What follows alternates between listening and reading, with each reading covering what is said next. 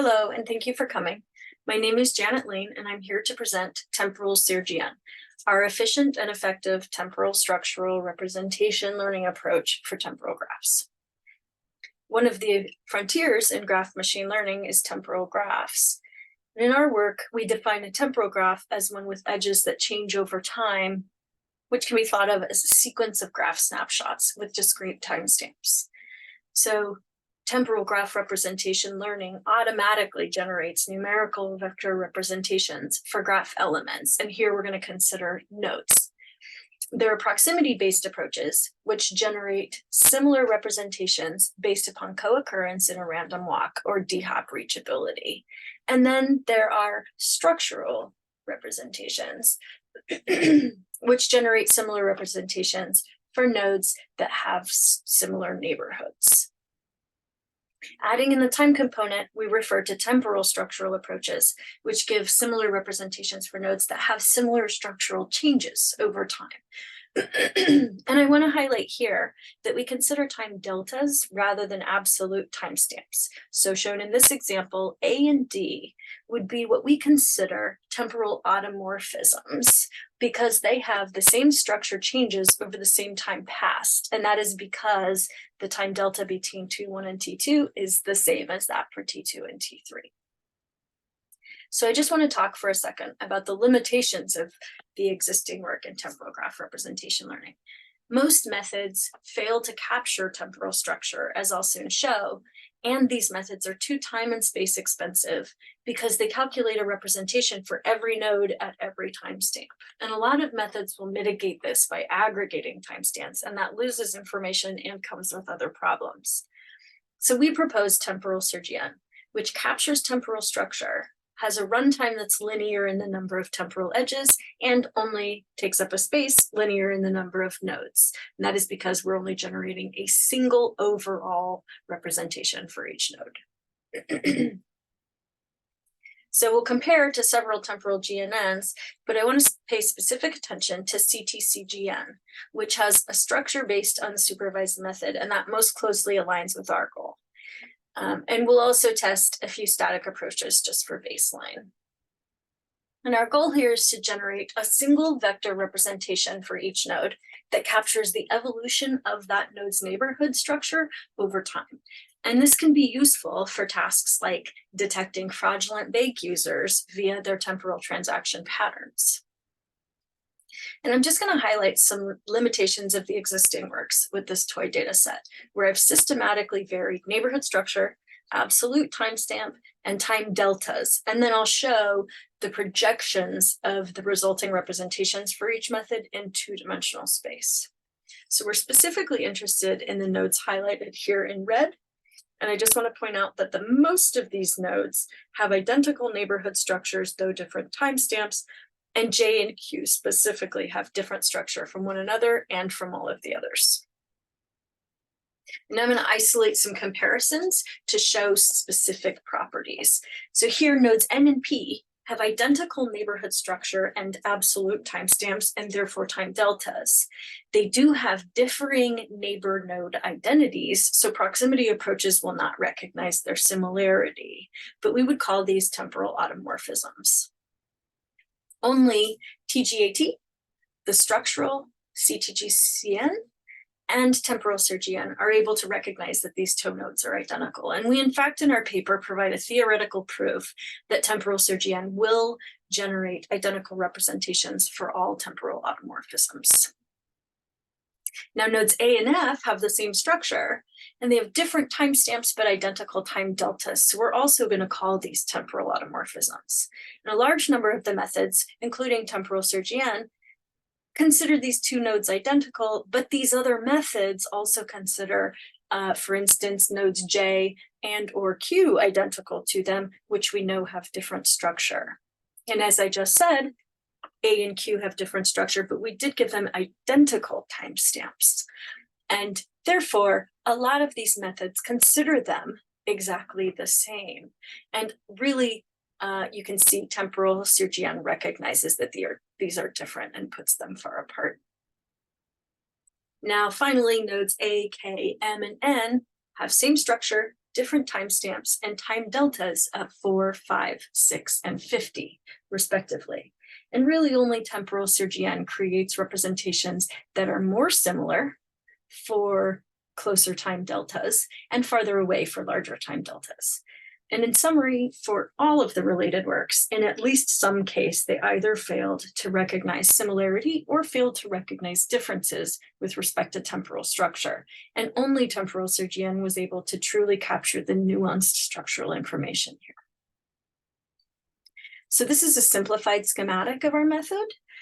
Temporal SIRGN initializes a c-dimensional vector here, du, for each node, with each element sent to 1 over c. And c is the number of clusters chosen for a k-means that I'll describe in a moment. An initial temporal aggregation, which we'll see in a second, is performed, and then these representations enter the main loop. And this loop consists of a vertex description process followed by a temporal aggregation. And this goes for a desired number of iterations. Each iteration corresponds to the depth of exploration of a node's neighborhood. So 3 iterations would be considering the 3-hop neighborhood of a node in its final representation, and so on. So let's start with the details of the vertex description process. So in the initialization, as I said, before we start the main loop, we have identical starting representations for each node and then a single temporal aggregation. And this initial aggregation involves a neighborhood aggregation, and therefore it corresponds to the 1-hop neighborhood of the node. And that's what goes into this initial vertex description process. And this involves clustering the existing node representation using a k-means. And because this representation is structural, we can consider each cluster as a structural cluster. So then we have each element of the vector corresponding to each structural cluster. And then we calculate for each element the distance of the current representation to the corresponding cluster center. And then that's converted to the probability for each cluster that the existing representation is a member of that structural cluster. So now I'm going to detail the temporal aggregation portion. And this is an example of a single round of temporal aggregation. And here I've got the mathematical formulas associated with each step. First, we're going to start out with these node description vectors, which are for the 3 clusters here, the probability that the current representation is a member of each of these structural clusters. Then for a given node, let's just say D, we calculate for each timestamp a neighborhood aggregation or neighborhood description vector, which is just the sum of all of the neighbor representations of D at that timestamp. And this gives us the expected number of neighbors that D has in each structural cluster at that time. And we're going to do 2 things with these vectors. First, we sum all of those together in all of the timestamps in which D participates. And that gives us the cluster frequency vector, which is the expected number of neighbors of each cluster over all time. And this represents kind of the overall structure at this iteration of the node's neighborhood for the whole time frame. And that gives us this portion here. Then we're going to multiply the neighborhood description vectors for each pair of timestamps. And this gives us for each pair a C by C dimensional matrix where element ij, for instance, is the expected number of transitions that node D's neighbors will make from structure I to structure J across that time shift. Now, naively, this should take time quadratic in the number of timestamps, but we show in our paper a linear factorization for this that speeds up our method significantly. And you'll also notice that this calculation is only performed for timestamps in which the node participates, which also speeds our method up compared to others. And now I want to introduce this time elapse factor, which just ensures that structural transitions that occur across a very large time delta have a lower impact on the overall representation than those that occur across a short amount of time. So then we add together for a node all of the transition matrices for all of its timestamp pairs to get a matrix that represents the total expected number of transitions from each structural cluster to each other structural cluster over the time of the graph for the neighbors of the node. So basically every node is described in terms of its neighborhood.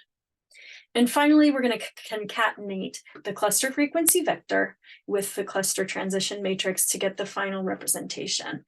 And real quick here, I just want to point out this alpha, which is a modulating factor. It's given as an argument to our method. It's useful, it's detailed in our paper, and I'd be happy to give more details when there's more time offline. So repeated rounds of clustering followed by neighborhood aggregation simply incorporate this increasing depth of neighborhood information. So our method includes a stopping criteria, and that's where the loop ends if the number of unique new node representations stops increasing. Loosely meaning we've explored deep enough to differentiate all the nodes that are not temporally automorphic.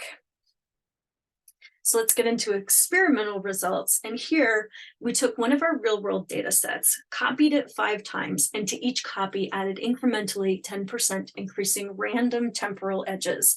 And this increasingly degrades the temporal automorphisms that would exist between that node in the original data and itself in the copy. And so then we calculate the average distances between each node and itself in the copies. And you can see that with each increment, the average distance of these nodes are getting farther and farther away from one another.